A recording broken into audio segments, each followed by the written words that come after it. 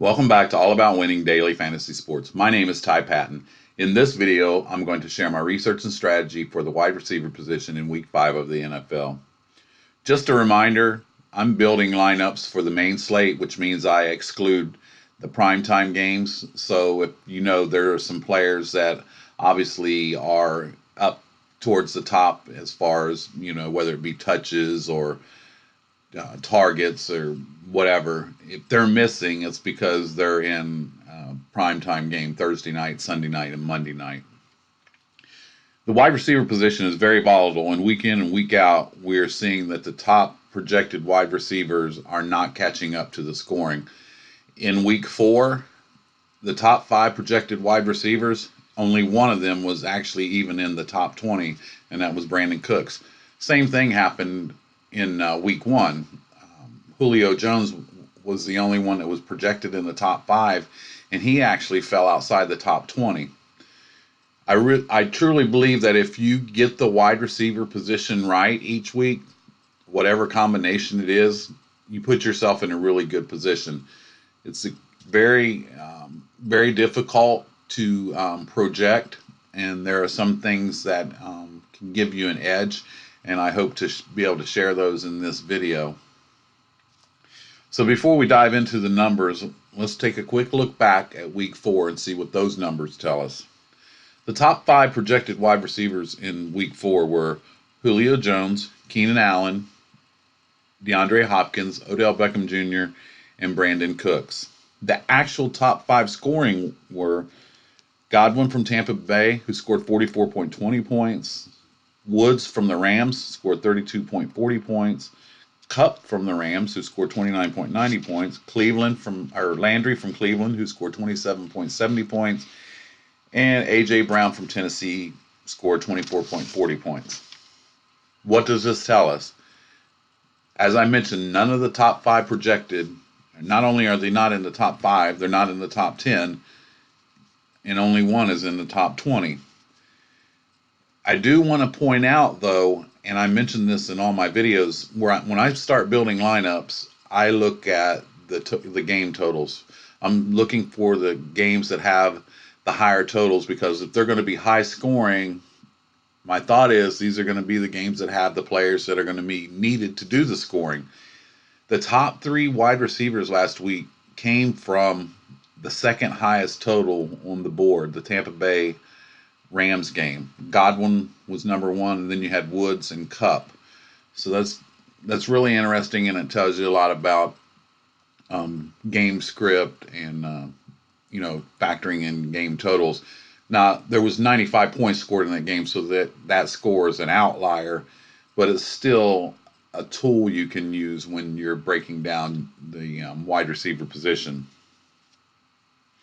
Which leads me to how I begin my research each week for the wide receiver. As I mentioned, I'm looking at the game totals.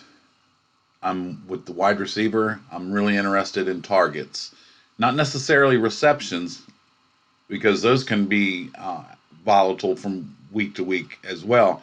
How many times is that wide receiver getting target? And I'll show you here shortly how I break that down into what's called fantasy points expected. I'm looking for red zone targets, matchups and game script, value, and then towards the end of the week, I start looking at things like ownership. And when I do my lineup strategy show on Saturday, I'll be able to mention more about where ownership is. And sometimes if people are paying up, you can pay down to gain leverage, or if they're paying down, you can pay up to gain leverage. It just depends week to week. Now, the top 5 scoring wide receivers in week 4 scored a total of 158.60 points between them. That's with all things relevant: touchdowns, yards, fumbles, receptions. They did this on 57 targets. That breaks down to 2.7 points per target. Now stay with me. I'm going to break this down. With that in mind, you can see that the correlation and importance of targets and fantasy points is expected. Now let's look at the top total targets for wide receivers through the first 4 weeks of the NFL. The top targeted wide receivers are the following. Keenan Allen, he's received 47 targets, which comes out to 11.75 targets per game. Michael Thomas, 42 targets, comes out to 10.5 per game. Tyler Boyd, 39 targets, comes out to 9.75 targets per game. Christian Kirk from Arizona, 37 targets, 9.25 per game. Julio Jones from Atlanta, 37 targets. That comes out to 9.25 a game. Devontae Adams from Green Bay, 36 targets, comes out to 9 a game. Cole Beasley from Buffalo, 36 targets, 9 a game. DeAndre Hopkins from Houston, 36 targets, 9 a game. Larry Fitzgerald from Arizona, 36 targets, 9 a game. And Mike Evans from Tampa Bay has received 35 targets, and that comes out to 8.75 targets per game. Now, between all those, the top 10, they have received a total of 381 targets, which comes out to 9.53 targets per game. That's what the top 10 average. Now I'm going to break this down even further into the fantasy points expected. These top 10 targeted wide receivers through 4 weeks have scored a total of 678 fantasy points, which is 16.95 points per game, per receiver. More importantly, 1.78 fantasy points scored per target. Now that number is actually 1 point lower than the average from week 4, but this is factoring in all things relevant. It's a 4-week sample, and it's a number that I like to use. Touchdowns have so much variance from week to week, and years ago I would build my lineups by I try to project who's going to score, and my thought was if they're going to score the touchdowns, that's the quick path to 6 points plus the yardage, and I didn't factor all these things in. Now I do the exact opposite. I really don't factor in touchdowns into my lineup building. There are numbers that will give you an edge, and one of them is red zone targets. And the top targeted wide receivers in the red zone through the first 4 games are as follows. Emmanuel Sanders, he's received 8 total targets inside the 20. 5 of those have been inside the 10. Keenan Allen, he's received 7 inside the 20. 4 of those were inside the 10. Larry Fitzgerald, 6 inside the 20. All 6 of his targets have been inside the 10-yard line. Williams from Oakland has had 6 targets inside the 20. 4 of those were inside the 10. Sutton from Denver has received 6 inside the 20. 3 of those were inside the 10. Washington's McLaren has received 6 inside the 20. 4 of those were inside the 10.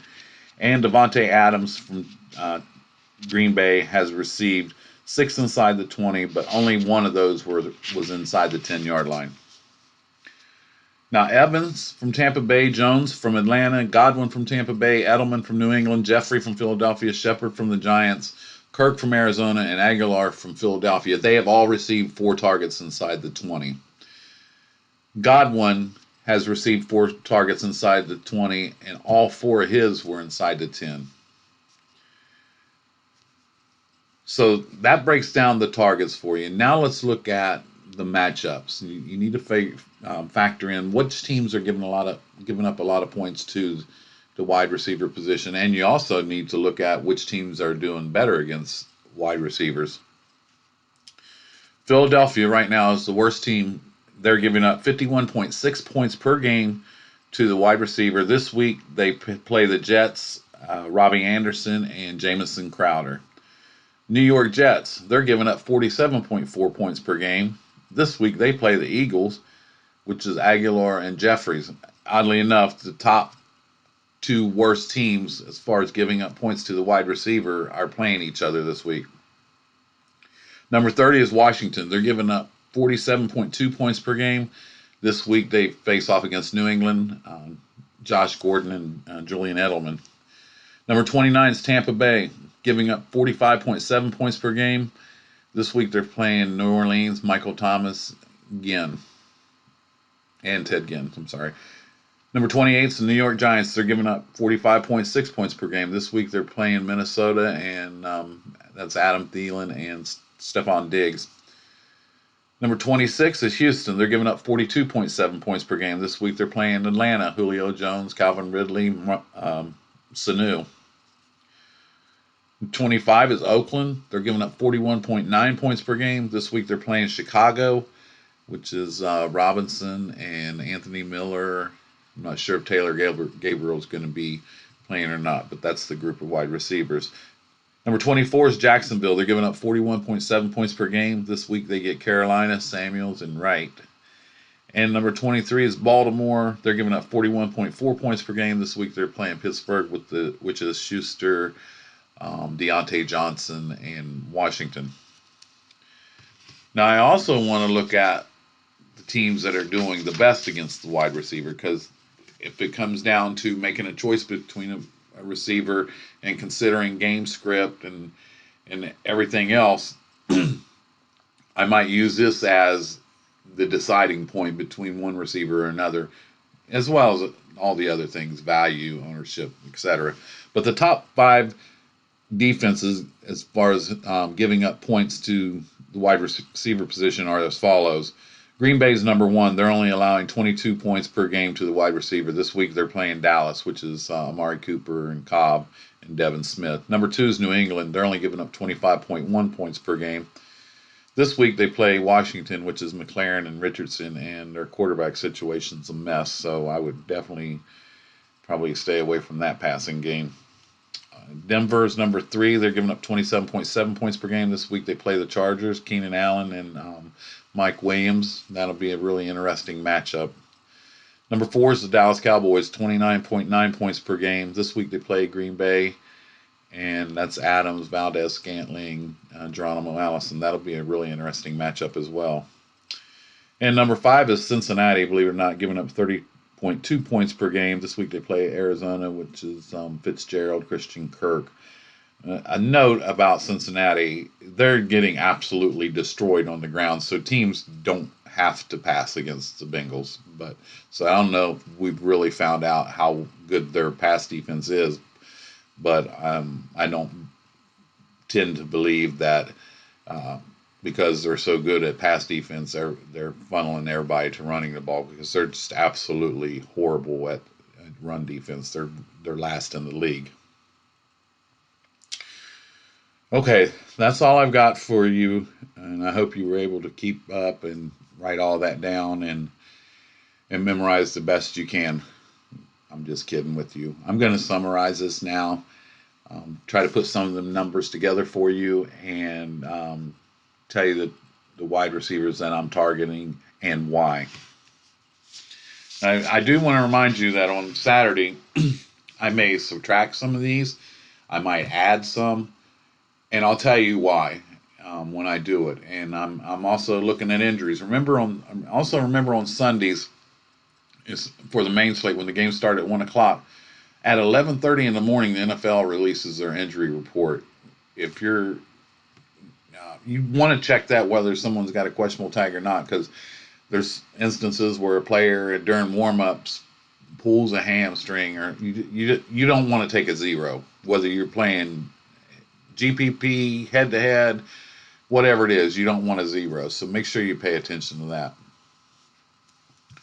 And on Saturday, I'll also be able to give you some insight on ownership and try to gain some leverage by factoring that in as well. Excuse me. These are the wide receivers that are going to be in my player pool. Michael Thomas from New Orleans, he's getting 25 targets per game. Tampa Bay is giving up 45.7 points per game to the wide receiver position. He's $6,600, which is a lot of value and a nice pivot off of Julio Jones and Hopkins. If Drew Brees was playing, Michael Thomas would not be $6,600. So there's some value there, and with the amount of touches and the matchup, he's definitely going to be in the player pool. Julian Edelman from New England. Washington's given up 47.2 points per game to the wide receiver. He's received 4 red zone targets. The game script could be concerning, but for it to be a blowout, they're going to need to get to the blowout. The only thing is that New England's defense in 2 of the 4 weeks have scored a significant amount of points, which has kind of taken the ball out of Brady's hands, and they haven't had to really rely on passing. But Edelman is Brady's main target, and Washington's giving it up, and you can see a scenario. And Washington's a little bit more stingy on against the run game, so you could see where they could shut down Michelle and James White, and Brady would probably pick them apart with Edelman and Gordon. Next is Tyler Boyd from Cincinnati. He's $6,500. He's getting 9.75 targets per game. I really think his ownership's going to be really low because of recency bias. A lot of people seen that Monday night game, how horrible the Bengals were. His numbers weren't good at all that game, and he was projected to do pretty well against Pittsburgh. And $6,500, I think it's a nice value and a pivot off the more expensive wide receivers. And if his ownership is low, I'm probably going to go there because also Arizona, with their fast up-tempo offense, they create a lot of offensive plays for them as well as the other team. So the game could involve a lot of plays, which is more opportunities for Boyd. Julio Jones is $7,700. He's the most expensive, but he's getting 9.25 targets per game. Houston's allowing 42.7 points per game to the wide receiver. You got to factor in the game script. I think there's going to be some points in this game. It's the highest total on the board at 48.5 points. And if players are spending down this week, meaning DFS players are spending down, trying to find the value and the right group of players, this might be the week that I spend up. And I'm going to consider Julio Jones every week because he is a target monster for Matt Ryan. And like I said, I'm going to look at ownership. He definitely has a really good matchup. And Vegas thinks it's going to be a high-scoring game, and they're not in the business of just giving out money. Next is Mike Evans from Tampa Bay. His ownership this week may go to Godwin, since Godwin had that great game last week. So he should have some positive bias, meaning, if everybody's going to go to Godwin, then his ownership could be lower. And he's getting 8.75 targets per game from Winston. He's received 4 red zone targets, and New Orleans has given up 44.2 points per game to the wide receiver. So we're definitely going to have Mike Evans. He's $7,100. Kind of don't like that price. Wish he was more in the $6,500 range, but he's definitely viable, and that's another one we'll be watching the ownership on. Jeffrey from Philadelphia. Jets are giving up 47.4 points per game to the wide receiver. He's got a really nice price at $5,900. I don't believe he's carrying no injury tag right now. Really good matchup, and you get to see a situation of Jeffrey and his ownership. I think his ownership will be a little bit lower due to the receivers ahead of him. So he's definitely one of value that I'm going to be considering this week. Adam Thielen from Minnesota has a great matchup, and his ownership, he's another one. His ownership may be lower. Some recency bias. Did not have a good game last week against the Bears, and which could drive down his ownership. It might be a nice pivot off of Dalvin Cook. A lot of people are probably going to take Cook against the Giants. So maybe this will be the week that Minnesota airs it out and takes the ball, takes the scoring out of the hands of Cook. When you consider Thielen, I'm also going to consider Diggs for the exact same reasons. The matchup, possibly a lower ownership, and it might be a nice way to pivot off of Cook. So Cook's numbers for the running back position, the ownership, if a lot of people are going to Cooks, then it's probably going to drive down the ownership numbers for Thielen and Diggs, and they might be a really good value. So summing that up, Michael Thomas, Julian Edelman, Tyler Boyd, Julio Jones, Mike Evans, Jeffries from Philadelphia, Thielen, and Diggs are the wide receivers I'm going to target and be considering when I build my lineups. As I mentioned, I'm going to consider ownership, and I'll share this with you on Saturday when we put all this together. And any quarterbacks that I use, I mentioned this last week, any quarterbacks that I have in my player pool, I'm automatically going to consider their wide receivers. There's a couple quarterbacks like Lamar Jackson that, teaming them up with a wide receiver, pairing them up with a wide receiver is not essential because of the running game that he brings to the table. But I'll be addressing that as well. Okay, thank you again for joining me. I've already did the Thursday night football showdown video, and the game's already playing right now, 14-6, headed to halftime. But before I go, I just wanted to let you know that I'll be back tomorrow with tight end and defensive special teams. And I'd really appreciate it if you'd hit that like button, subscribe, hit that notification bell so you get notified when I post my next video. I'll see you real soon. This is all about winning daily fantasy sports. My name is Ty Patton. Take care, have a good evening, and I'll see you tomorrow.